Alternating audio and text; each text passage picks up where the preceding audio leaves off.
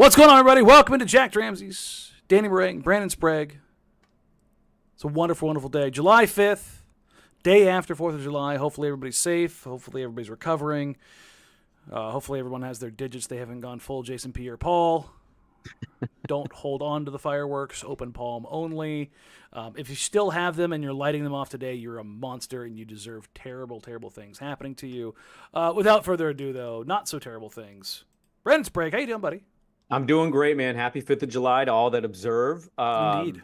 I saw somebody earlier on Twitter say a really funny joke because it's been true in my house today. Obviously, the kiddo's out of school and the wife working, but she works from home so she can see us if she wants to and take a little break in between. Somebody said today's meals feel like a bullpen game. And I think that's pretty accurate in assessment because there's not really a clear defined, unless you made like a million pounds of something, right? Like if you made a million pounds of brisket or you made 8 racks of ribs. Which I think today's a hodgepodge day. But I mean, if you're going to do that, like does that person exist? The guy that has like have you seen the little TikTok single entree smoker? No, I haven't seen that one. The little Wish.com Temu smoker. Oh, it's an individual smoker? Yeah, it's an individual serving smoker. That's great. It's like the size of a toy train. I haven't seen that one. No, but there's a lot going on. But we had a bunch of fruit, and then like I did 1 rack of rib because not all my family likes pork. I like ribs on the 4th of July, so I did some ribs. They turned out amazing. Had some leftover hot dogs. Like we had some leftover nachos from 2 nights ago. Like today was the most leftover bullpen meal. What'd you eat for lunch? Oh, I had some watermelon with half a hot dog and like 4 chips with melted cheese on it type days, you know? We did, I went over to the in-laws and I did kebabs. Oh, kebabs. Really solid choice there. Yeah. Really solid choice. Shout out New Seasons. Hey, they're a little pricey, but I love them. But the pre-mades there, bueno. That's the thing about kebabs is like, they're tasty. Mm-hmm. Peppers, onions, a little bit of whatever you like a Calbee beef or like a cilantro lime chicken. Doing all of the work ahead of time for the amount of food that you get, not great. There's a good chance you're going to stab yourself. Like a very strong chance that like you were going to stab yourself. And beyond that, they fall apart in the barbecue. They all like no matter how well you do them, unless you get like the metal sticks that have like the lock-in clamps on them. Which look, man, I'm not going down that road. I don't kebab enough, I think, to warrant buying and having those sticks. The kebab sticks. Now look, if I was gonna like commit and do like a pig in a pit, like regular kind of thing, you know, if we're doing like not just kebab, but like we're doing like large portions of meat over open flame. All right. Mm-hmm. Right, but like I just haven't made that commitment yet. I also did manage to somehow get a piece of hot charcoal under my foot while wearing sandals, and I developed a blister about the size of a dime behind my little toe. How did you get a charcoal out of the barbecue? Charcoal barbecue, charcoal grill. Yeah, and it popped. Like it was real hot when I took off the lid. Oh, and like an actual piece of charcoal like magically sprinkled and danced and landed under, like I don't know if I just like shifted my weight just enough, but it like bounced under my toe and I thought I like got stung by a bee or something. And instead no, I have a little blister under my foot just in time for golf on Thursday. That sounds like a nice little experience for you. Yes, for a 4th of July.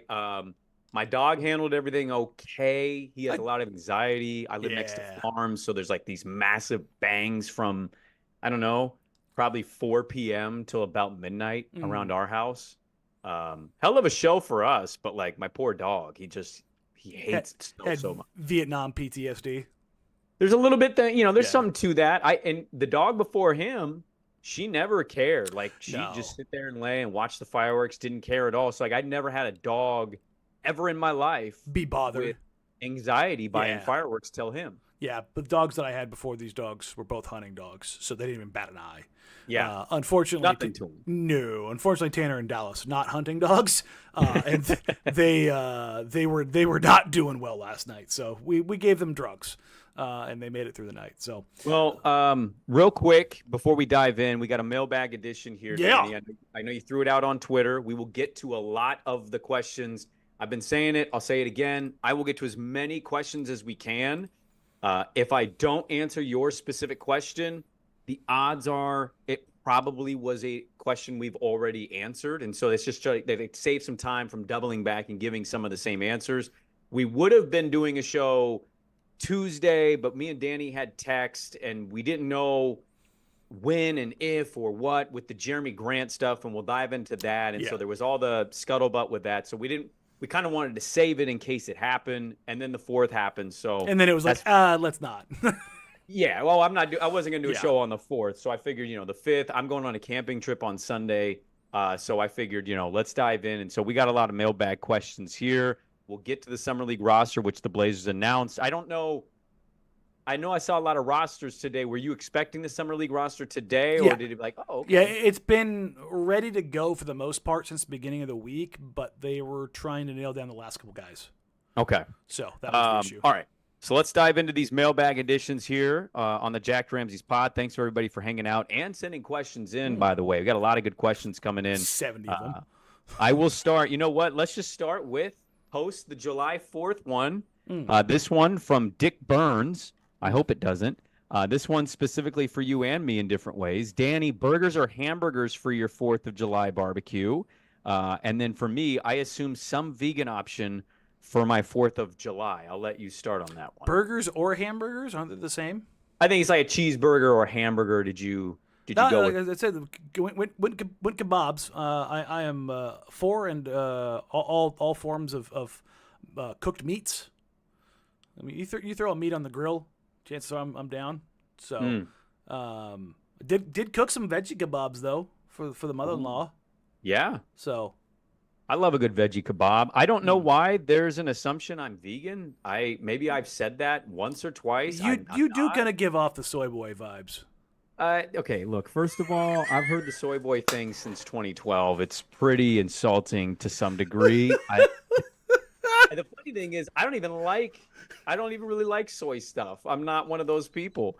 I had a rack of ribs dabbled in sauce and spices. It was delightful. I cooked it at 220 for about 6 hours, sprayed it with some apple cider vinegar. Yeah, attaboy.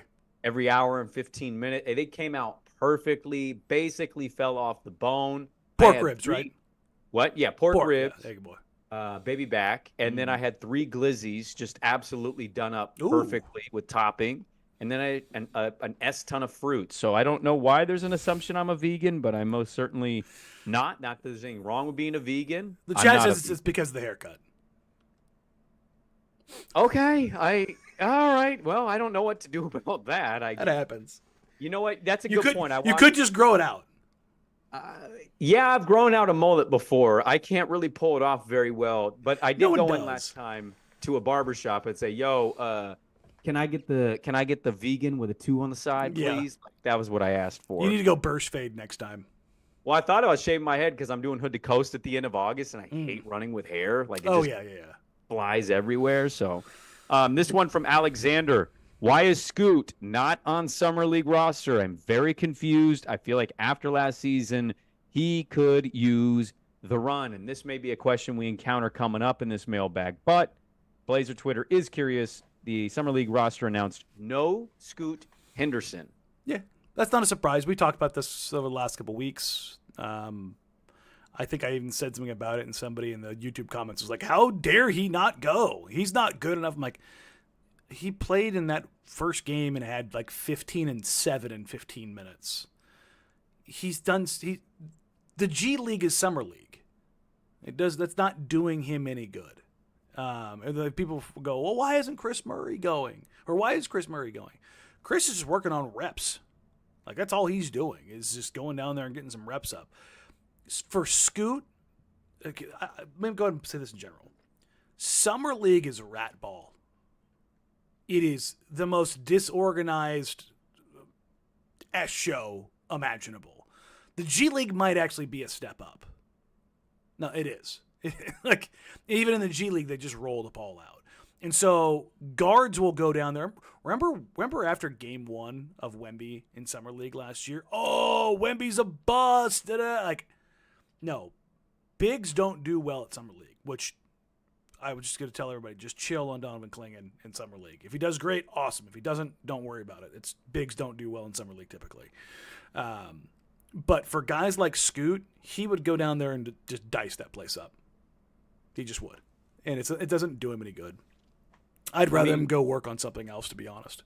Yeah, I think the thing about that, too, on the Donovan note, and I think we may have a question on this, but in case we don't, I can't wait to watch, and I know you're going to be there in Vegas. Anytime Summer League happens, I love the overreaction to all of it. Oh, God, yes. Like, Donovan Clingan today, what was his average in his first Summer League game? He had 6 and 5 today. Yeah. Oh my God, an awful center. Yeah, we got a bust, and it happens every year. That event is famous for almost every reason aside from the actual basketball. Well, Josh Selby going co-MVP. Like, yes, having what he have 42 in a game. Like, he was destroying everyone on the floor. That's kind of what I mean with Scoot. Like, Scoot would go down there and probably absolutely wreck Summer League. And he averaged 14 points in his rookie year. I know he didn't have a great rookie year, but he averaged 14 in the NBA. I think he could go down there and average 20. And is that going to change how you view everything? I don't think it would. And the other part is, you were live last year. We did a show with you in the studio at the Blue Wire Studio Network, and you had Carmel. And like, this is what I'm saying. It's not that you don't get excited to see certain rookie prospects. Donovan Clingan, I'm excited to see him, sure. That event is kind of become bigger than just basketball. And you can speak to that the most because of who's in town, what's, popping, who's talking. The events away from the court. Yes. It's almost a non-basketball related get together. It's an NBA convention. Yeah. Like that's what it is now. Like, they actually have an NBA con at MGM, I want to say. That started last year. And I was like, I'm going to go ahead and steer away from that. Like, it's a little too much for me. I'm more on the basketball side of things, but I'm really excited for Summer League. And there are things like, forget box scores, comfortability. Like, that's the thing that I think that I look for. 2 of the worst Summer Leagues that I've ever seen belong to Trailblazers. Zach Collins and Nick Batum. Nick Batum looked like he was never going to be an NBA player, and Zach Collins looked like he didn't belong anywhere near a basketball court. And with Nick, he ended up starting 6 weeks later at small forward, and Zach did not look good for a year. Like, that's the thing, is like, so it's not always telling one way or the other, but there are certainly some things you can look at and go, okay. But counting stats or whether or not a guy averaged 30, I think you're looking at, like, with guys like Chris and Ryan, how much they develop, how much more comfortable they look, how like those 2 guys in particular should look significantly better than they looked last year. In fact, I look at Chris and I go, he's maybe a candidate for a guy to play like 2 games. That's kind of what I know we got a question in regards to what we're watching for, but I'll hit on that because I'm kind of with you on that one. This one from Slim says, the more tape I watch on Denny, the more I think he can unlock players like Shea, which, by the way, side note, hilarious. We're answering Denny Obdia questions because, like, I don't think officially that all that stuff has been made official. Not until tomorrow. Which is ridiculous. Yeah. Like, just get over yourself, NBA. The more I think he can unlock players like Shea and Donovan Clingan. How do you think Denny's play style is best utilized with our personnel? Yeah, I'm because of the holidays, it hasn't come out yet. I'm finalizing a write-up on just that, a bunch of tape, and talking to people and my own thoughts about how Denny fits in, what they could do with him now, what they could do with him going forward. Again, when they made the trade, we talked about it. I really like the deal. Like, hands down, and the thing that I like even more about him compared to some other guys, and this is a point that I've belabored so many times, so I'm not going to kick this or beat this horse. Playmaking. playmaking with size. Like, just having the ability to have a guy that can attack a second side and make a play and make a read. We did our first Ball is Life film watch last Saturday and spent some time on Denny, particularly about him working as a creator, getting 2 feet in the paint on drives, hitting spray out, kick out shots. Like, he's doing that with the Wizards. And it was like, well, the Blazers roster isn't that great. Go look at who he was on the floor with and like what he was able to do with so little. I'm really interested to see kind of what Denny looks like. I did a little experiment earlier this week, not to disparage Jonathan Kuminga, but I've heard the 4-letter network. Many people who work there, I'm sure it has nothing to do with the fact that Bob Myers works there, talk about Jonathan Kuminga being this untouchable player that can't be traded for Lauri Markkanen.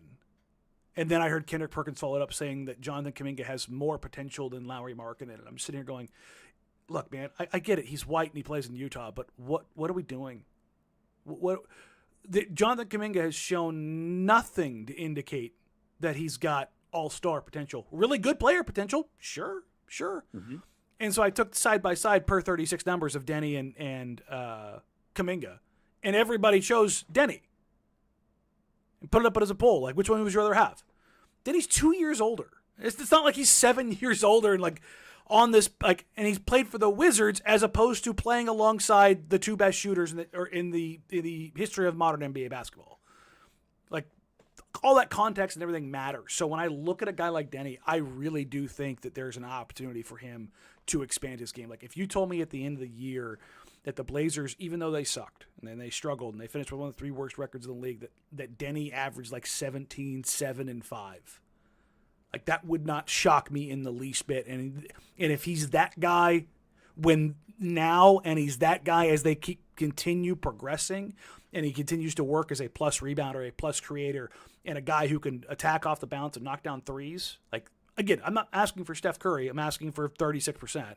If that continues to kind of go down that path as the team gets better, then you're looking at a guy who's not an all-star, but you're looking at a guy who's a star in his role. And I think that's the kind of player that both him and, to be fair, Kuminga are. I think the term all-star, too, I think just in generally in the league, people that do blogs, podcasts, national networks, local team podcasts, whatever, we need to kind of step back, I think, as a collective and stop using this phrase all-star. Mm-hmm. Like, what an actual all-star is? Yeah, like people did that for years with CJ. Like, he's all-star caliber player. It's like, no, if he was an all-star caliber player, he'd be an all-star. Yeah, he wouldn't be 5 players removed from. Well, if this guy is injured, this guy has a down season. Like, right. I remember Outsiders. I want to say it was 2018.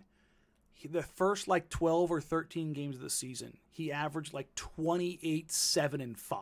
Like, he was just tearing it up. And I remember looking at Joe Simons and and he asked, do you think he can be an all-star? And I go, if he keeps this up, yeah, these are all-star caliber numbers. But I go, if he goes back to being 20 points, 3 rebounds, 3 assists, like normal CJ numbers, no. Like, but if he's 27, 7, and 5, yeah, sure. He's an all-star for sure. Yeah. Like we can get behind that. There's no doubt about that. But there's really good players. And then there's all-stars. And like the gap, I think, between really good and all-star, I think most people don't truly understand how far that is. I also think you said it exactly how I think it could be phrased. Instead of saying all-star caliber, it's like, well, not really. They're not even top 3, 4 at their position in the voting or even consideration. I think we just say, like, be a star in your role. Yeah. Mikal Bridges is that guy. Like, yes. Derek White is that guy. Yes. Like, is Derek White going to make an all-star team at some point? Probably. Like, just because he's Boston's that good. Good enough. They're going nowhere. Yeah. Like, he's a young enough player. He just got his max extension from Boston. Certainly could be. Even if he doesn't, though. We don't need to say all-star we just say, like, star in his role. Yeah. Star on that team. Like, Drew Holiday was that guy for years until he became an all-star. But, like, that. Right. But that's the thing. It's like Mike Conley, one-time all-star. But he's a star in his role. Like, but we all know who Mike Conley is and how we all feel about it because it's largely the same. Here's another point. Before I don't want to belabor this because but it just comes up so much. Yeah. Somebody's like, Kuminga's going to be an all-star, and I'm like, he's in the Western Conference, number one, so he's not. Number two, he keeps getting compared to Aaron Gordon, who is a star in his role and has never been a All-Star, while being the third best player on a title team. Like, what are we doing? So no, let's just chill on how we talk about guys. And also, if you're the Warriors, put freaking Jonathan Kuminga in a trade. What are you doing?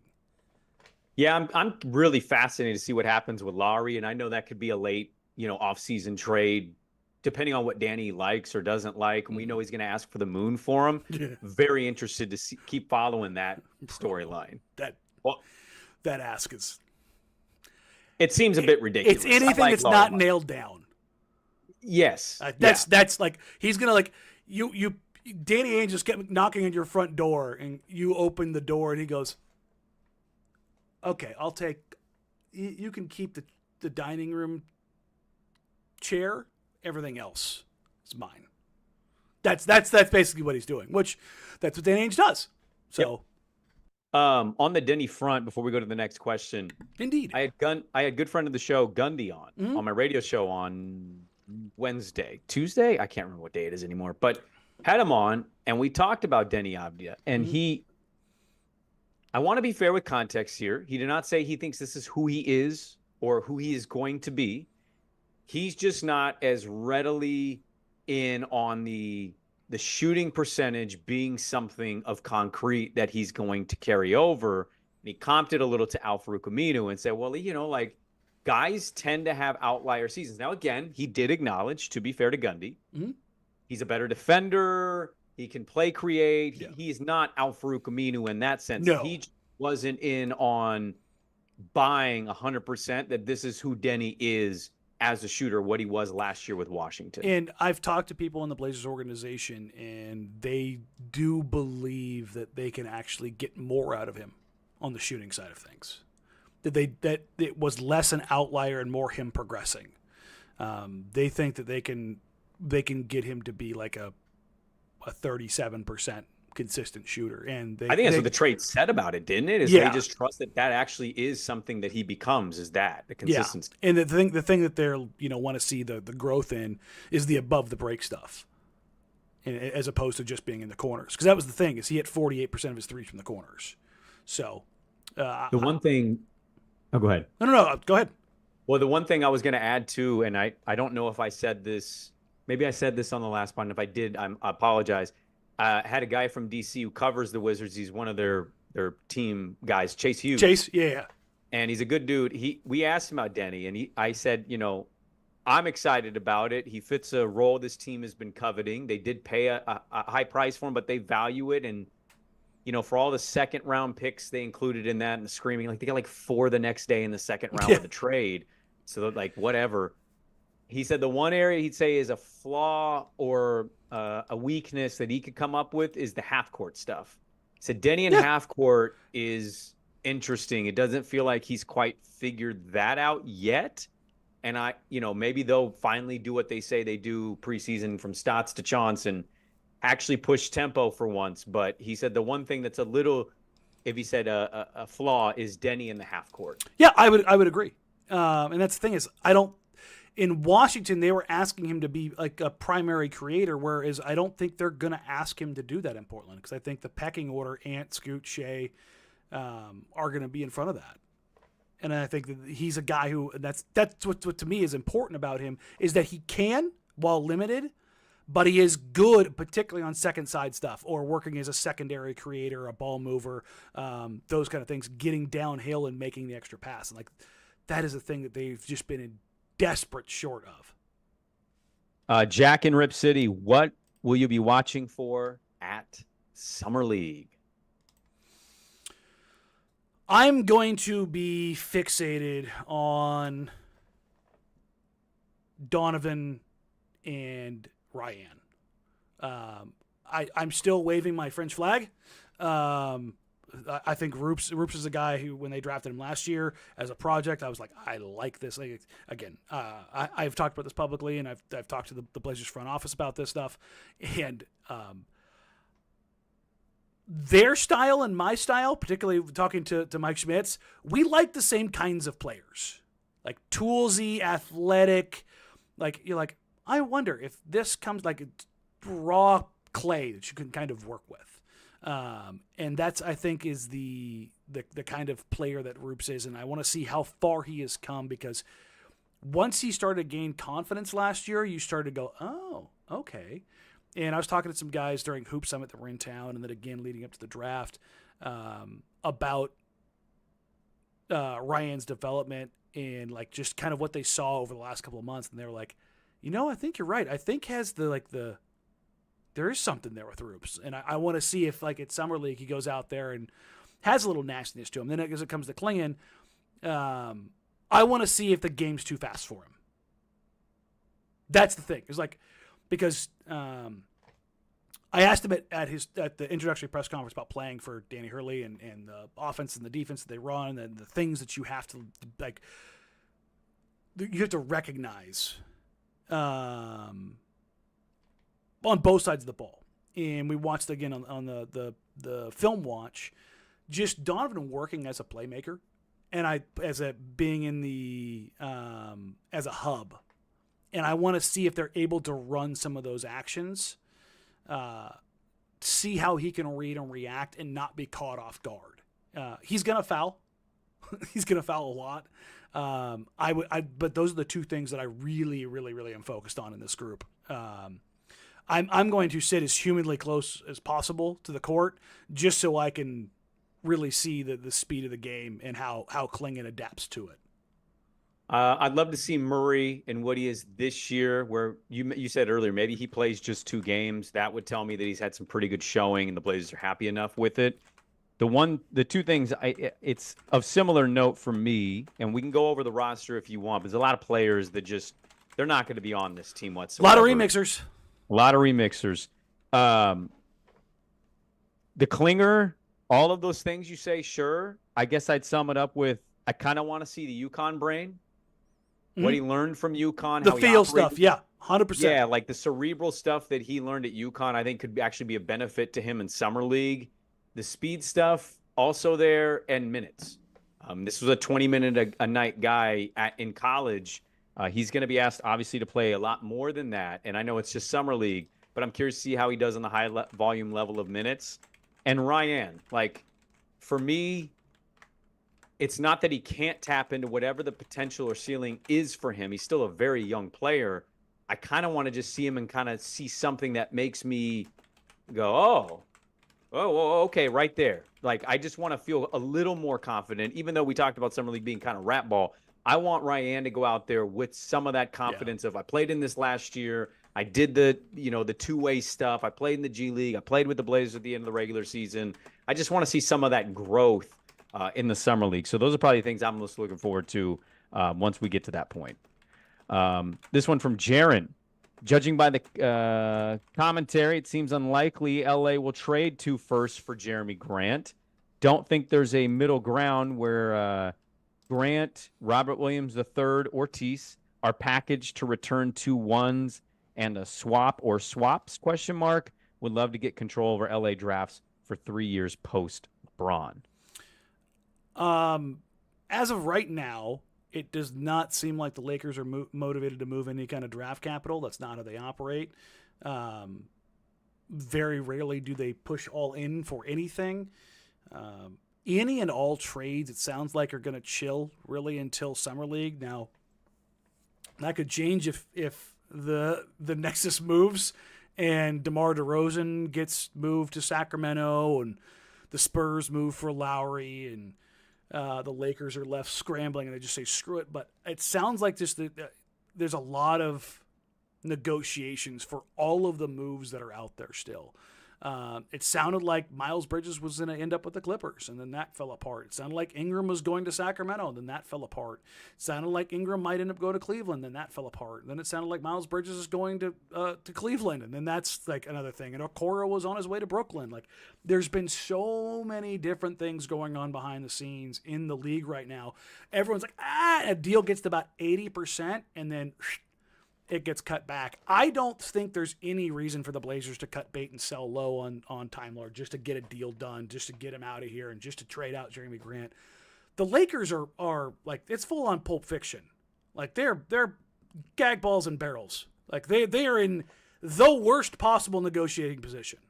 There's zero reason for not only the Blazers, for anyone to do them any favors at all right now, just because. And the league should operate like that because fuck them. That's why.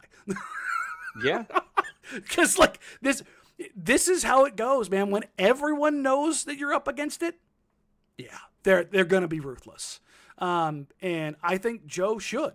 And for everybody's like, well, I don't know if Joe's willing to sit this out or to stand on this for this long. This is a cakewalk compared to last summer. There's no pressure at all on anyone. Jeremy is chilling, and he's happy here. Like the last time I talked to Jeremy, that man was happy as a clam. He no hurry to go do anything. He's getting paid. The Blazers love him here. His teammates love him. He just had a kid. JG is happy. There's no reason to be like, well, screw it. We need to make room for two. Like that. Like I love two. Two is my guy. But there's no reason. There's no impetus to force that just because. You know what I mean? It's also very early in July. Like, who's to say that in a month the Lakers don't get super desperate and then finally maybe they pop? There was a piece written by Anthony Irwin, who covers the Lakers, and I saw it from Alex Tam, and the blurb basically was, Joe has established a reputation. However you feel about Joe Cronin, he's established a reputation around the league as being firm on what he asks for. If you want one of his assets, here you go. And if you don't meet it, he ain't budging. Now, I don't know what Jeremy's going to go for. I'm not going to pretend to know if Robert Williams is connected into that trade or not. But that was the reporting from one of the Lakers guys. And we saw it last year with Dame in Miami of like, oh, I want the Heat. Well, Miami didn't meet that offer. They didn't meet the request that Cronin was asking for. And he moved on and he went and sent Dame to a contender in Milwaukee. And then he was able to get Drew Holiday and flip him for some stuff. So, I'd be fascinated by this because it doesn't seem like any team's willing to be like, hey, yeah, Rob Pelinka, we know you've screwed a lot of things up. Let us keep helping you get through this to make your team better. The thing is here, and Joe has told me this, and I don't think he'd care about me saying this. He has a price, but he wants both teams to feel like they accomplished their goals when they got done with the deal. Does that make sense? Like he doesn't want a team to feel like they got ripped off, but he has a price. And he wants to be able to leave a deal, have a handshake, and the other team be able to go tell their owner, their fan base, hey, we got value out of this deal. We accomplished X, Y, and Z. Same as him. Whereas there are some GMs in the league that have to win the transaction, i.e. Ainge and Masai. Danny Ainge, yeah. Yeah, those two in particular, they can't conduct a transaction without somebody losing, somebody winning. Like it has to be like that to them. And that's why the Blazers, when they got Malcolm Brogdon, Time Lord, and the picks, like that was a win to them, and they didn't care how it was viewed. So, this one from TDarkstar: how would a Grant trade to the Lakers look like under their second apron? Is there a way to target Hachimura, Vando, and the two picks, or does there need to be a home for Russell found to make the salaries work? That's D'Angelo Russell for those wondering which Russell. Let me double check it real quick. I'm almost certain that even with where they are, the outgoing money with Gabe Vincent and Rui does work for them. I had this up earlier. Hold on. Doing this. The D'Lo part is interesting too. Yeah, I know he's expiring. It's like, well, you can do stuff with expiring. It's like, do you want to? Like that's the whole thing. Is like, do you want to have? Okay, here's the other thing that you have to do. Let's see, trade. No, it's 1.7 million off with Rui, Gabe, and Jeremy. So it must have been somebody else. Must not have been Gabe. I'll have to double check. I can't remember how it was. It might have been Jackson Hayes that was in there. One of the minimum salary guys that'll get him there. But then they're going 3-for-1 at that point in time, and they're already at roster cap, and then you have to find homes for other places or for other guys, and it just becomes that's part of the problem, right? I don't think they do this deal without Rui. Like there's not like a deal where it's like, well, they take out Rui and it's Vando, Vincent, and whatever. To get things, because part of this is like Rui's a 26-year-old power forward that makes more sense for them in the long term, at least as a stopgap. A guy that could be your starter, but it also takes and moves the onus of responsibility from the front court to the back court, if that makes sense. Like all of a sudden becomes Ant, Scoot, Shaden, Denny driven offense as opposed to Ant, Jeremy, Shaden driven offense. So you're just moving away from that a little bit. And I think it's the same thing when you take a look at the difference between Donovan Clingan and DeAndre Ayton, where Clingan isn't a guy that you're going to like run offense for as opposed to DA, who you are. So I think it's becoming a more guard wing centric offense. If you're moving off of Jeremy, where you could get a guy like Rui who isn't going to be like an ISO guy, but is going to be more of a play ender type, but also not demand quite the same usage as Jeremy does. Is neither Anthony or Grant are traded? If neither Anthony or Grant are traded, what's the starting five? Assuming it comes down to Shea, Scoot for second guard spot? ? That's from Nerd Runner. I don't. There's a lot of this. The bench, right? Yes, and that's the thing is like in that scenario. Here's the thing: it's not like, oh well, you need to clear the deck for Scoot. Ant's better. Shea's better right now, unless Scoot comes out in camp and says, "This is mine." Is there? Can I? I don't want to dabble too much in hot takery, but like, it's kind of as cut and dry as if Charlotte had gone Scoot. All of this is solved, right? Yes. 100%. It would have been like we're not questioning. It would have been Ant. Yeah, it would have been Ant, Shaden, Brandon. Yeah, yeah, that's 100%. Yeah, no, that's exactly it. And that's the thing is, I love Scoot. And I love how hard he works, and I think he's going to get better. And he got better towards the end of the year, and I think he'll get better. But where his ceiling is still yet to be determined, and whether or not he's able to be an offensive player anywhere near Anthony is still an unknown. Well, is it? Yeah. Yeah. No. I mean, like, we know he can attack, right? We know he can get to the rim. Mm-hmm. But if we're talking just offensive game, yeah, Scoot's gonna get to that level. No. I'm saying like, I'm talking anywhere close. Like let's say getting up to like 18 or 20 a game. Mm-hmm. Like it could be there with the right volume, but the efficiency levels, like how much better does he get as a finisher? The thing that everybody wants to is the shooting. That's the thing they want to belabor. Yeah. I don't really think it's going to be much of an issue. Like I think he's going to be just an average shooter. The question for me is the finishing. That's the question with Scoot is can he be a plus finisher? Because of how much time he spends in the paint. If he's not a finisher, it doesn't matter. Yeah. Like that's the thing is that it so. And if Scoot's not going to get to that spot, if he's not going to get, I think there's this idea when it comes to young players that growth is linear and that they need all this time and that you just need to throw them out there and they'll figure it out. And it's like, if they can't handle it, we talked about this during last year, you can't put them out there, not only for themselves, but for their teammates. Because the teammates are going to look and go, why are you playing him? Like it causes real rifts. It causes real problems in locker rooms. And if he's not going to be that guy, that's the thing. It's like you go into camp and you go, okay. You go full Joker. You throw the pool cue out and you go, figure it out. And that's how this has got to be based on a meritocracy. It has to. Because if it doesn't work. If you start handing stuff to guys, man, that stuff falls apart real quick, and I've seen a lot of, Ant can move to the bench. Oh, yeah. Go ahead and go tell the guy who's going into his contract extension year to go ahead and move to be a six man. We have that question in here, by the way. That's good. That's good for, it's good for the team. I'm like, go find that guy in the NBA. Go find that guy. And if you say Manu Ginobili, I'm going to reach through the internet and choke the life out of you. But it's usually the one example people say. Yeah, and it's like, because nobody does that in their prime. It's an insane thing to ask somebody to do. It's a drastically different spot too. Like Ant didn't come in the same situation. We weren't the Spurs winning championships, and he's the international player taken late who was just like who's a god from Argentina. Yeah. But not only that, it's like, where's CJ right now? Did CJ made that move yet? No. Like you take a look at all of those guys, man. It's just. Nobody's going to make that move until they have to, because the second you make that move, you don't ever come back. Andre Iguodala was talking about that on his podcast. I think it was last week. The second you make that move, and as much as I Carmelo Anthony drove me crazy. That's why he never was like, I'm not me on the bench. Mm-hmm. Because once that move happens, you're never getting it back.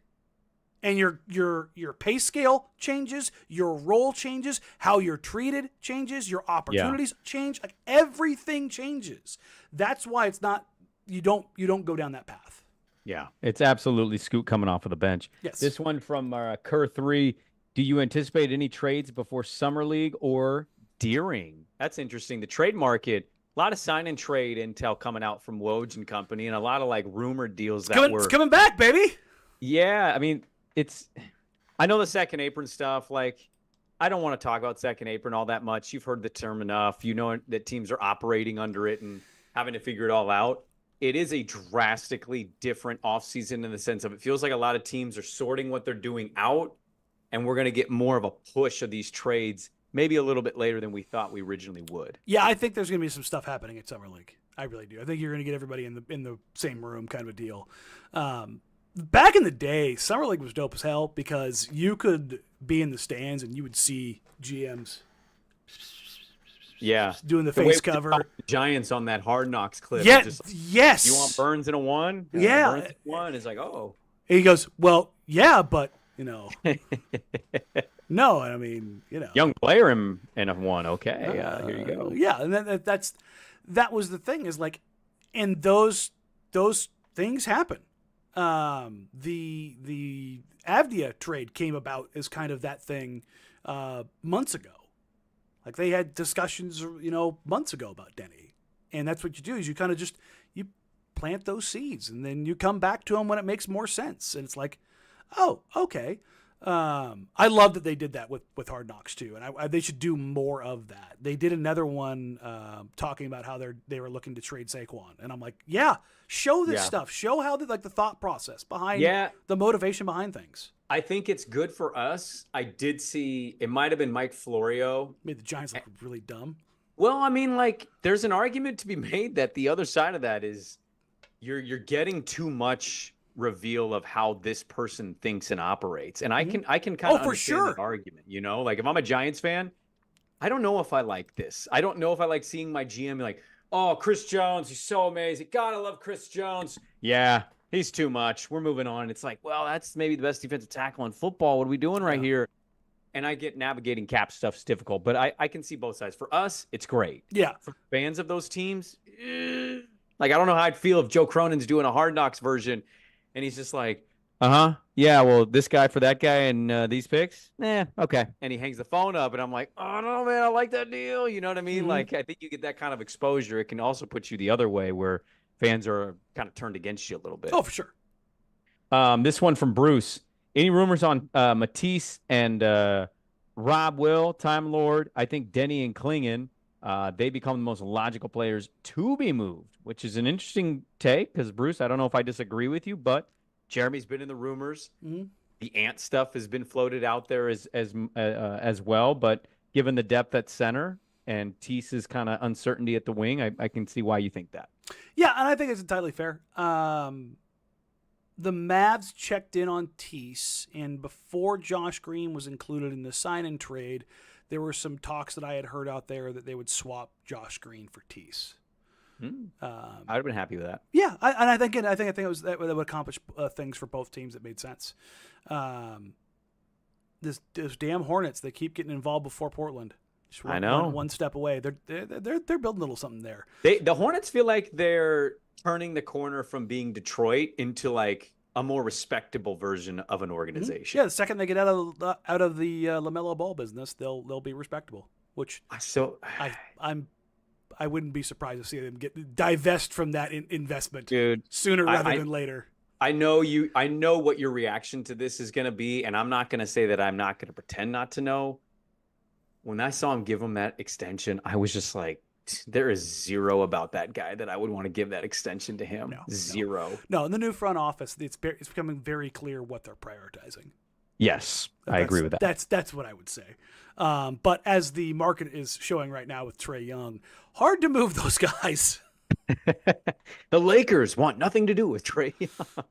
But I think I said this back in February. Like, he's the guy that's the most available, and I was like, he's gonna get traded. I thought he would get moved just because they were Zach LaVine him, but the CBA has been even more punishing than I thought, and teams are even more turned off about the idea of Zach LaVine and Trae Young than I even thought possible. I love that Chicago has to like attach a 1 to get rid of Zach LaVine, and I would add to it, I know all of us that follow the league have heard about this second apron and the tax structure and all that. I think all of us even need to acknowledge, like, this is complicating things with teams even more maybe than we thought it would. Mm-hmm. Like, teams are just straight up like, no. They're using it as an excuse, but they're also terrified of it. Yes. It's very prohibitive. So, this one from Johnny, how soon do you expect to see a trade happening? This kind of falls into the... Yeah, I don't know, man. Joe can be patient. He traded Dame in training camp, so let's bear that in mind. I don't think it's going to go that far out. That one I don't think is going to be like, I think the problem with that deal, I think, beyond, it being the end of the Damian Lillard era, was the timing of it did make it very difficult to get guys integrated, to build some familiarity, to hit the ground running, and like it hurt Milwaukee too. Doc Rivers came out and said Dame wasn't in shape because he couldn't really do much because he didn't want to get hurt. The trade stuff was happening. He can't go in there and go play fives. No. Like, he was going in and working out, but like the difference between workout shape and game shape is two different things. Huge. So, but I think next week we are going to get probably some action. We could get some stuff over the weekend. Like, last I heard, the DeMar stuff wasn't close yet, but all it takes is one phone call. Yeah. Well, it sounds like the Kings are all in on bringing him in. It's just a matter of time. The Kings are trying to make moves, man. Like, I respect it. They didn't want to bring Mike Brown back at his price point, and yet they finally ended up doing it after haggling over stupid stuff. Well, that's because the internet was going to kill them if they got rid of Mike Brown. Yeah. You said this. What was the trade? I'm blanking right now on the moment, but there was a trade. Oh, it was Caruso-Giddey. Yeah. And you said, because we talked about this on the pod, you said if GMs could see the reaction to it, would they still do it, right? Mm-hmm. And Chicago, Arturas probably doesn't do that deal if he sees how everybody reacts to it, including the media and the fans. Yeah. I think in similar nature, like, it was like the Kings did that, and they took observation of the reaction, and everyone's like, what are the Kangs doing? They're becoming the Kangs again. They're like, okay, stop nickel and diming. Either freaking extend him and give him the money, or move off. Yeah. Like, don't. It's very dumb. Real quick, this is kind of newsy. Right on time. Sean Cunningham of Fox 40 in Sacramento. He said that he is told there's mutual interest between DeMar DeRozan and the Kings, and that literally just came out like 2 minutes ago. Okay. So the public, it's there, is coming. So if it's getting more and more public and it's coming out, it might be gaining a little bit more traction. So I'll check in after the pod. This one from a Twitter account that feels like a robot, but I'm assuming it's a real person because there's a bunch of letters and numbers. What improvement? I'll shorten this one because we kind of already talked about Ryan. Yeah. What improvement do you want to see from Chris Murray? Was a first-round pick for them just over a year ago. Yeah. What role would you like to see him play? I left Ryan out of that question just because you and I talked about it. I think with Chris, I love how much that kid cares. So when you walk into the locker room, his locker room is one of the first. The first locker room was Broggs. He just wasn't there. So then it's Chris, and Chris is right there. And if he had a bad shooting game, I'd walk in kind of like, and he'd look at me and he'd smile and go, I know. Like, because he wears his emotions on his sleeves. Watch him when he missed the 3 last year. That man could bite through steel. And I love that about him because he cares. He cares so much. And it drives him to be better. And I want to see him go out there and find comfort in his jumper and continue to be like a defensive wing stopper. I want to see him be the communicator. I want to see him pointing, talking, directing all the other guys. That's what I want to see from him at Summer League, is like taking on that mantle. Because the quote that I got from him last year that I thought was awesome was asking him about playing point of attack defense when Chauncey put him in that role. He goes, I'd never done it before. And I go, what'd you think about it? He goes, turns out I'm pretty good at it.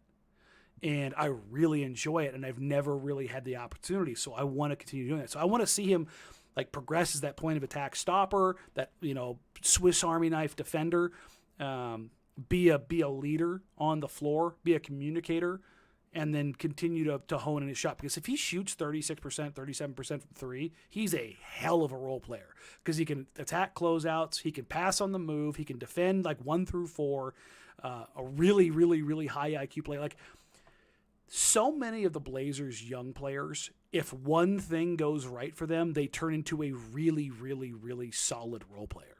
Mm-hmm. Like Chris is shooting, Tumani's shooting. A lot of it's shooting. Like, and I think that's the thing is like, you talk to people. They were the worst shooting team in the league. Yeah, but I mean, you talk to people around the league. The easiest thing to fix is shooting. Playmaking, you either have it or you don't. Defending, you either have it or you don't. Like, I'm so sick and tired of people talking about defending as it's like, oh, you just have to care, you just have to try. Like, it's like somehow it's not a talent. It's like, no, man, there's a reason why guys are better at defense. They have talent. And I think that the Blazers have done a good job getting guys who have defensive talent, but they may be lacking somewhere else, whether it's a tighter handle or playmaking decision, shooting. Like, and I think their hope is like they fixate on all of the talent, mm-hmm. and then develop the little tertiary stuff that makes it really matter. Yeah. I'll shorten the answer here. Mine's as simple as this. It's catch and shoot. Be ready to shoot. Hit your shots at a consistent basis, at least a respectable, consistent basis, because I think Chris can play defense, and I think Chris can be one of those guys that gives you 12 minutes, 13 minutes a night, and he's productive when he gives you those minutes. Maybe some nights has to give you a little more because of foul trouble to other guys. That's all I want to see from Chris Murray. I hope that he can show us that in Summer League. This one from Big Hoff. Are teams willing to trade 2025 picks for Ant or Grant, or are they locking those away? And I think this is an important one because, man, the 2025 draft is fascinating. No.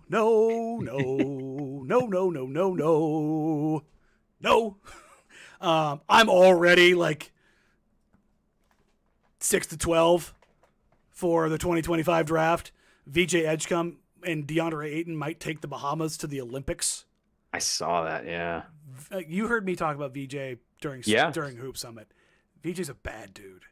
And he's probably like the 4th or the 5th guy in this draft. A cool video of him and Cooper played this year in high school ball, and Cooper guarded him. Their coach put Cooper on him. It was a very fascinating video to watch. Yeah. I mean, Cooper's number 1, Ace is number 2 as of right now. Then it's Dylan Harper, who's Ace's teammate at Rutgers, of all places. Then you're probably looking at VJ Edgecombe, Boogie Flam, guys like that. Like there's Rocco Zakarski, 7'3" Australian dude who can actually like put the ball down. There's some dudes in this draft, man, where you're just like, yeah, you want to win the 2025 draft, but you might be able to see. Here's the thing. I'll get ahead of this now because we watched them get the 7th pick live. And, there's obviously a lot of pissed off people from that, right? I think you can make a real argument. Everybody's going to go into it right now today saying, well, we want Cooper. And I think if you look at the way the Blazers are built, I think they're hoping they're one of those teams, right? Sure. But this is certainly a draft where if you don't get 1, 2, 3, 4, maybe 5. Nolan Traore was so good at Hoop Summit. Like I was talking to one of the guys at Pro Insight, one of the scouting services, but they've got a bunch of local guys here. Matt McKay put that together years ago, and one of the guys asked me like, "Who do you want to see here on the international team?" And I was like, Nolan Traore is the guy that I've got a few people who've told me that go take a look at him. And he kind of looked like, he's like, really? And I was like, yeah, rangy kind of point guard that's dumb fast. Like, let me see what can come out of this. Might have been the best player for the international team. And now he's like top 5 in most pre-mocks. Like he tore up the Hoop Summit game. And VJ Edgecombe said he's the best player he's ever played with already. Like he's like, dude, he's insane. So you've got guys already kind of going crazy. And somebody in the chat says, what if Cooper Flagg has a down year at Duke? He still goes number 1. Dude, I don't think that's going to change Cooper much. Flagg's going to have to lose a limb to not go number 1, I think, at this point. Unless Ace Bailey goes full Kevin Durant, which is possible because he's a 6'8.5" wing with a ratchet. And I think he's got probably a 38, 40-inch vertical. He's an insane athlete at his size. Him and Dylan Harper are going to cause real damage at Rutgers. But I think Coop's going to tear the roof off the place this year. College basketball people are going to care about this year. He's a multi-positional player and just looks like a lot of dog FU factor. If we're capturing the flag this year, which one would you rather do if it's not capturing the flag? Would you rather ace the tank or are you delirious for Arius? Because I learned that his real name is Arius. Arius Bailey. It's a dope name. Yeah, it's a great name. Ace is a great nickname that you go by, but are we delirious for Arius or are we acing the tank? I'm delirious. Yeah, go delirious. That was a good one. Yeah. Me too. This one from Malik. With Avdia move, is the potential trade for a guy like Jabari Smith Jr., who I saw work out with Kevin Durant today on Twitter, is it off the board? I mean, I think it's always been off the board. I think Jabari Smith Jr. still has a very substantial value in the league. It would cost a premium to get him unless the Rockets made a move that made him less of a premium, I don't know, trading for Kevin Durant. That could be a move they could make. And by the way, that I have not heard anything on that front. If they make that move, I don't think it's until next summer. And even then, I think at that point in time, at KD's age, I think the Rockets might be asking for more back. So, well, sometimes the intel can be incorrect, but there was a kind of a vibe for me just kind of reading and seeing. It almost feels like he kind of wanted to ask out, and then the reaction happened, and his agent was like, Katie, we can't keep doing this, dude. Suck it up, buddy. I would say that your third eye is open. Third eye, yeah. Shout out Hyken on that one. This one from Andrew. If an offer for Grant or Simons is decent, should the Blazers just take it and move on? Seems our best current asset is our own pick in 25, and we need to win less than 20 games this year. I don't know about that. No more number 7 picks. It's a crapshoot. Remember, it's a draft lottery. I feel like we can't afford to screw this next pick up. I had this a little bit on my radio show, the last one we did on 1080. I don't know who it was, but somebody had basically said, I'm ready to just move on. Let's just wipe the slate clean. I'm not as bothered by what we do or do not get with these guys. And I get it. I'm there fundamentally of I want the best pick for them, but I'm not in on the just move them. Who cares? No. Get as much stuff. Asset management matters, man. That's especially now. It absolutely matters. You're stopping development. No, you're not. No, you're not. No, you're not. No, you're not. Do you know how many games post All-Star break these guys are going to get fed? Jeremy hasn't played a game since February 14th in 3 years. I don't think he's played past a March date in Portland since he got here. No. So this whole idea of he's blocking things. No, man, chill. Chill. And you don't just move on. You do that if you're the Detroit Pistons and you have a new leader in charge who's I like Cade, everything else can go. Yeah. Which, all right. Or Anasar. But yeah, I don't know, man. Even then, I'm not going to. Perfect example. Even with Detroit, somebody from The Athletic proposed the other day that the Knicks should move. I saw this. The Detroit first-round pick back to them, Deuce McBride and Mitch Robb. In 4 seconds for Ivy and Duran. And I'm like, was the writer's name Leon Rose? Are you kidding? What? Here's the corpse of Mitch Robinson and an okay role player and your own protected pick back. Have fun. Yeah, give us the maybe untapped potential of a young center and maybe a guard that can have a real impact as a role guy. Yeah, who's insanely athletic. Sure. Yeah. No. Right. This one from Tapin. Why is Scoot being prioritized over Ant? Ant is better than he will ever be. I don't think he's being prioritized yet, but I think there's certainly some messaging out of the organization or not being mentioned for sure. The Klingon press conference is what you're referencing there. Yeah. Building around Scoot and Ant, how they said they basically committed. Scoot and Shay. Scoot and Shay, sorry. Yeah. And Ant was left out at the post-draft press conference. So, yeah, I don't know if he's necessarily being prioritized yet. Because I'll just say this. I know the front office likes Anthony Simons. I factually know that. And Ant feels the love, as it were. But I have heard nothing as far as either Anthony Simons or his camp or the Portland Trailblazers having any discussion about trade talks from either direction. So as much as like Hyken did throw out, just to be fair here, real quick, Denny, not to interrupt you, sorry. No, you're fine. He did throw out in one of his latest on the Rose Garden report that Ant is a name to be keeping an eye on. Sure. Ant's a name to keep an eye on. Jeremy, Rob, basically anybody over 25. That's a real thing. But in the pecking order, probably put Ant last right now. Legitimately, I think he would probably be the least likely to be moved right now. Now, again, that could change today, tomorrow, the next day. But as of right now, as we're doing this, I don't think he's 1, 2, or 3 for sure. This one from Jeff. Portland ended up selling the 40th pick in the 2024 draft for cash rather than acquire a different asset like a future second.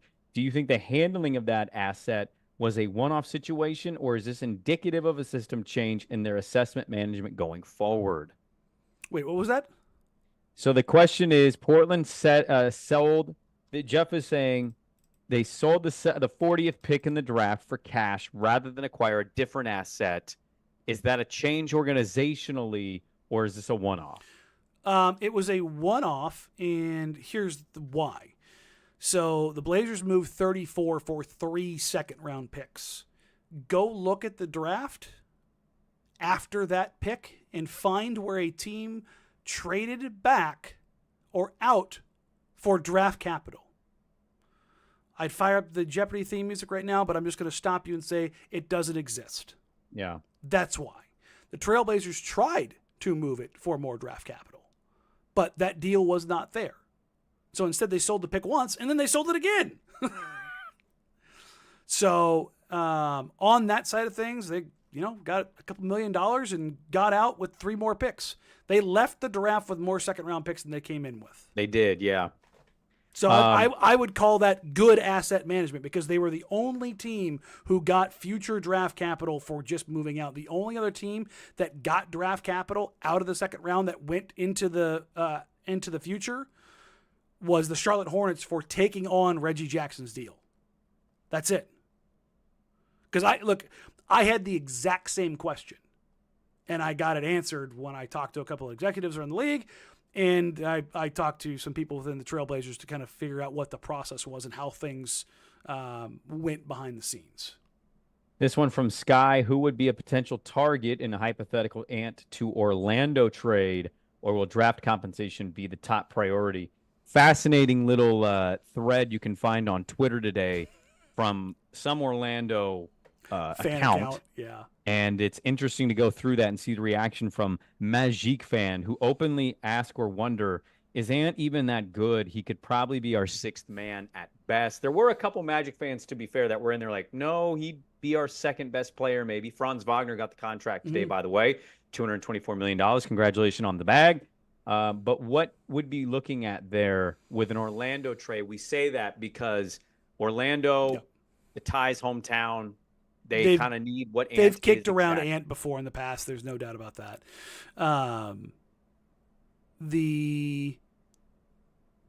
The opportunity there is, I think Orlando's invested in Franz, Paulo, Jalen, and to an extent now Jonathan Isaac.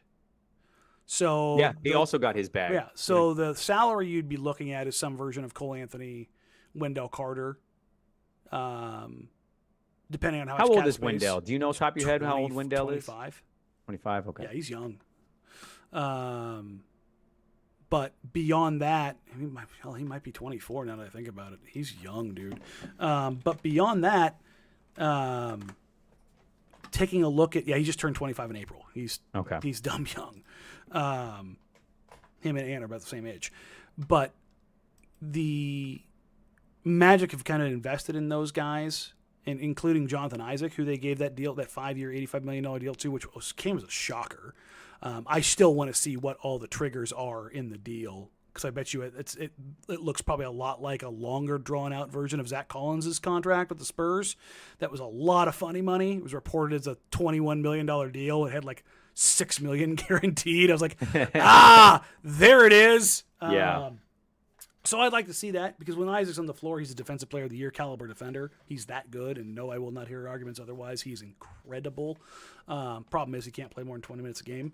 But if you're the Blazers and if you're looking at doing that deal, you're looking at probably that kind of salary plus I would imagine Anthony Black as a non-starter, the number 7 overall pick, 2 years ago now, would probably have to be included, and then probably I would say a first. So some version of like Cole Black first as a starting point, or Wendell Black first. I think that would probably be what the Blazers are looking at. But I don't know if the Magic would be willing to give that up right now. Yeah, they're in an interesting spot, the Magic. I think they're feeling good about what they've done so far. Still can't shoot, but they're a fun team. Yeah, and they got to that Game 7 against Cleveland. I think, got to a point where they felt a lot better. This one from, let's see, hold on. A Blazer fan. Cake or pie? I'm not really in either one. I'm gonna take door number 3, and I'm gonna go ice cream cake. Ooh, the DQ ice cream cake is. You're an ice cream cake guy, buddy. That like near frozen, like I have to take a knife that has like been sharpened by God to cut through it, and that little like crumbly gooey layer. Really? Yeah, that's my jam. I'm stunned. That's my jam. Otherwise, I'm like, if there's ever a cake somewhere and there was like, you want a piece? I'm always like, cheesecake, sure, goated. I mean, it's cake. You got it's the cake family. But traditional cake, like layer cakes, not my thing. Well, I'm gonna answer this quickly. It's pie. It's not really a contest for me. Key lime pie, banger. Key lime pie, lemon meringue pie. My namesake. The only pie you can name that I don't like is pecan, mainly because it like feels like it's giving me a heart attack. I don't. The nut pies, I'm out on. But I eat almost any other pie. I don't know if there's a more depressing birthday party for me, and I should be careful saying this because I have family, and that's okay. We can all disagree. If I go to a birthday and my dessert option is ice cream cake, I don't know if I'm more sad than anything else. I'd rather you just offer me a bland pudding than an ice cream cake. I'm not an ice cream cake guy. It's like, if you want cake with a scoop of ice cream, rock it. If you want just cake, do that. If you want ice cream, just do that. Ice cream cake, I'm not in on ice cream cake. I think that's where we're going to disagree. This one, sorry, I'm trying to mix these up a little bit. Oh, here we go. From Ryan. Want to know if this was going to be a live hot dog eating contest episode. we all know how that's going to go. How many do you, if we gave 5 minutes, I would acknowledge you probably win because we've talked about this off the air. Yeah. How many do you think you could honestly eat? Like, let's say you're not starving, because sometimes you can't eat as much when you're starving. You're just hungry. You're solid hungry. Are we talking like Costco dog? Or are we talking just like standard like a ballpark beef frank? 5 minutes? 5 minutes. And by the way, please don't dip it in water. I hate seeing No. that. I think that's cheating. Because it changes the context. You're eliminating bread. You know what I mean? Come on. 4 is a safe number. 5 is probably in 1 a minute. Yeah, I could do 1 a minute. Really? Yeah. I might be able to win. I'm being safe and not throwing out how much of a glutton I could be if necessary. Like, if all of a sudden I saw you, like, gaining on me, that thing might just go, hope. Like, just straight. I think if you saw that we were tied at, like, 3 or 4, and you're like, oh, crap, he's keeping up with me, then I'm probably cooked. Yeah, like that's the thing is like I would look around and go, what do I need to do here? Danny, I'm not trying to look. I only ate 3, okay, and I don't really eat hot dogs ever. I just 4th of July. You can catch me with one. I think I ate 2 hot dogs. I put 2 on a plate yesterday. I think I ate both of them in like 40 seconds. Yeah, before they sat down. Yeah. Dude, I loaded them up with everything I like on it. And I just... And it was gone. Thing, I'm like, honestly, a hot dog is probably one of the easiest things on the planet to eat. You can just like house it down immediately. Like, if... And that's the thing is, like, we're talking, like, I'd have to throw off the chains of a, you know, what visibility looks like, because I would just have to go full demon mode. Because the reality is, if I'm focused and I'm gonna throw it, like I know I'm gonna like throw that thing back, I can throw it like, whatever I'm eating. If the focus does like let's get this down immediately, I can do unholy and unspeakable things in a 5-minute span. With a wiener? Yes, clearly. Yeah. But making that happen, it has to be like a commit button. Do you know what I mean? Mm-hmm. See, I almost think we need to make... You know what we should do? We have the golf tournament on Thursday. They do have dogs at the golf course. I'm not interested in eating a S-ton of hot dogs and feeling like crap. Let's do it. I'm not interested. You coward. You want to do that the night before you get on a plane to Vegas for Summer League? I'm going to wash it down with a bottle of tequila, so yes. Oh, my God. Oh, God. This one from Zach. How much do you buy into the Klingon shooting threes talk? Chauncey also mentioned playing 8 and Klingon together. I thought that was interesting. Yeah. Do you think there is a world where they are both mobile enough in order to be effective on defense as a pairing? Of course, in that reference, he did cite Cleveland as the example. Also Minnesota, who got to the West Finals. They'll try playing those two together. The whole idea of them playing together is fine. I don't, especially in particular matchups. I think Chauncey will do that. He'll experiment because why not? Get weird. Donovan Klingon shooting shooting threes or not doesn't really change anything. Like the fundamental thing that it changes is like his defender might take 2 steps out, and it's like, oh, well, you need to make sure you have everything under control, and getting those extra 2 steps really matters. Sure, if you're in the NBA Finals, they're so far away from that. Like fundamentally, does Jonas Valanciunas knocking down threes change who he is as a player? No, because he doesn't take them in enough of a volume. Right. Volume is the thing that matters. Like I don't think it is highest he's going to take more than like 3 a game. At his absolute peak. What was Mark in Toronto? Gasol? At the end of yeah, I was just thinking. Somebody we had on had basically said, like, what's his ceiling? Mark Gasol. And that kind of... Yeah, I called him Mark Gasol light. I think I said like 80% of Mark Gasol is like what I think he could be. Which would be great. The most threes he ever attempted in a game was in Memphis. It was 4.4. Okay. What did he shoot? What was his clip? 34%. Okay. So his next highest is 3.6 and 3.5, where he shot 39 and 36%. And then in that Toronto year, in 1920, he took 3.4 and shot 39%, 38.5. Yeah. Like, yeah. Did that fundamentally change who Marc Gasol was? No. Like, did it allow them like to do a couple other things? Sure. But also at that point in time, Marc Gasol was 34 years old. Mm-hmm. So like, if you're saying that it prolongs his career because he's stepping out and you're going like more 5-outy, sure. I get that. But I don't think that that's going to be a crazy thing. Like, do I think he has like the potential, like looking at his jumper and talking to folks? Yeah, I think he could, but also he shoots under 60% from the free throw line. So like, let's kind of figure some stuff out there first and then go work our way out from there. This one from Mike. What defines a successful offseason to you? I think we're getting there. I think making a commitment one way or another after an additional trade. And by that, I don't mean like necessarily with the players you currently have, but understanding kind of like what the path is going to be. Like right now, I think most people would probably say, well, you've got 2 groups. And I think I wrote about this on the Patreon last week. You've got Scoot, Shea, Denny, to Klingon. Those are your 5 that are under 25 that you could call your starting core, so to speak. And then you've got other guys around it in Chris and Ryan and others. And you've got the older guys in Jeremy, Ant, Tease, Time Lord, Wap, those guys, right? I would like to see them find another bridge player who's a little bit younger in that 24 to 26 range. But also kind of clarify some things. I think that's more of a successful summer to me than any particular transaction, as it were. What about you? I would just, I've liked the Denny move. I like that they brought him in.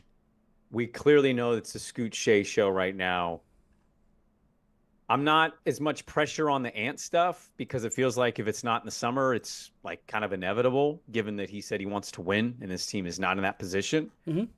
For me, it's trading Rob Will, and I'll throw Jeremy in that. That would like go into the season. To me, you addressed it. You got young players. You have more of an understanding of positional fits or depth and getting that kind of solved because you got WAP, right? And I want Donovan to play a lot of minutes. I know DA is still here. So if you don't have Rob coming back from the injury, you don't have to worry about that so much. And Jeremy, I'd like to see Jeremy on a good situation and kind of just bring in the next wave of what we're doing in that. But overall, I think it's a good offseason. That would just make it a great offseason to me. I think getting Denny made this a very good offseason for me because the drum that I was beating quite loudly was go get a wing that can be a secondary creator. That's the thing that seems to, like, for me, it matters so much. Yeah. It's just been a thing that they're missing. And so getting Denny to me was like, oh, okay. Right. So let's see what we got now going forward. Right. This one from, hold on. I just had it. Damn it. I hate when that happens. Jeff Kramer points out getting under the tax threshold was a nice first step towards a successful summer. like, yeah, that's the other thing is like that Denny deal accomplished multiple goals. It did. Somebody wants to know how you feel. I'll throw this at you. How you feel about the Ant trade stuff, given that's kind of your guy, quote unquote. Yeah, I mean, I've talked to him. I would qualify it as he's chilling. Like like I said, there's been no talks, no decisions about anything being made. They'll see where things sit and then work their way from there. I don't think that there's anything untowards right now other than business is business. You know, I don't think that there's anything there yet. So, I mean, he very clearly said he wanted to go somewhere and be a part of a winner. And I don't think it's a stretch of the imagination to say that, yeah, if he was going to get moved, he would like to go home. Like going and playing for the hometown team would probably be high on his list of priorities as far as places to go. But he hasn't demanded anything, and the Blazers haven't really made him available. So that's where I think we sit right now. Last one from Adam. Just because I don't know if it'd be possible to answer all these questions in the mailbag. We're almost an hour and a half now. Yeah. Adam wants to know any update on the broadcasting, streaming service, any of that stuff. Have we heard anything? I've heard a few things that I still need to kind of lock down before I say anything. Those are the kind of things I need to make sure I have correct before reporting on anything. But I would imagine in the next couple of weeks we're going to have some news one way or the other. So hopefully I'll have something maybe even from Vegas because the big time movers and shakers will be in attendance in Vegas because there's the governor's meeting. So I think we might get some league stuff as it pertains to that too. Probably not now that I think about it. I had a talk with somebody the other day. They said probably the league stuff might be closer to the fall. So I don't think it's close as they are on the TV deal. I don't think they're going to make the announcement on the NBA wide TV deal until closer to the season. So, but we might have some more Blazer specific stuff in the next couple weeks. The reason for that being, we're not that far away from stuff. Like if Summer League's here, that means the season's not that far away. Yeah, a couple months. Once you get done with Summer League, you get August. That's kind of the downtime, and then the end of August is when guys start kind of working their way back towards town. Like it's only really a month off. So, get ready for that. Yeah. I think that's it. I think that's good. Like I said, there was over 70 questions in there, and we didn't get to all of them. So thank you all for getting questions in. We appreciate you. We love you. Thank you very much. Share us with your friends. Share us with your family. That's the thing about podcasts and growing.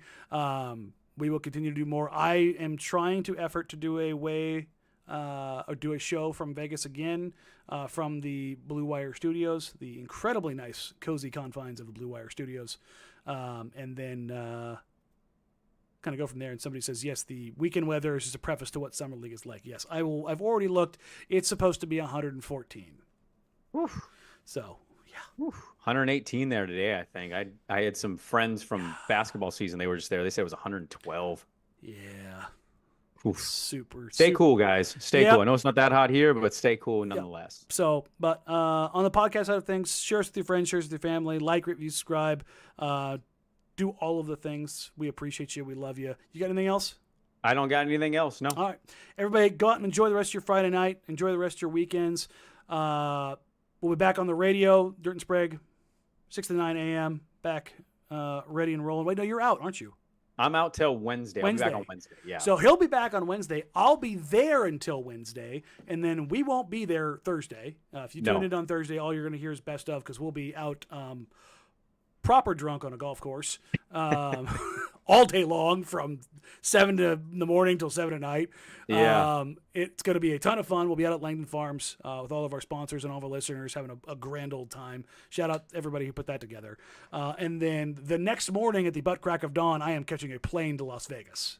Woo. So still drunk. Be careful. You might be plane guy. Yeah, you kidding me? I'm not even going to be hungover. I'll yelling at an alien in the back of the plane. Like, this Danny Marang is not escorted. real. See, no, that's not possible, because when I get on a plane, I'm comatose. Well, I just take a little bottle of nighttime NyQuil, hood up, sunglasses on, hat down low, completely conked out. Nothing. There's no amount of turbulence that knocks me out of that sleep, buddy. Let me tell you. Dude, I can't sleep ever on a plane. Doesn't matter what happens. Coward. Yeah, I hate flying. Have you tried a little scissor? Does the body good? No, I haven't tried the scissor thing yet. I guess I'll have to give that a try at some point. I'm telling you, man, it works wonders. It's suggestions only here on the podcast. Don't hold us legally liable for anything. Appreciate you. You can find us on social media at Danny Marang, at Brandon Sprague, at Jack Ramsays on social media. Email the show, jackramsays@gmail.com. Everybody, thank you for joining us. We appreciate you. I'll have some more content out here soon. We'll check in from Summer League. Until then, take care. Enjoy the weather. Stay safe. Talk soon. Have a wonderful time. Bye.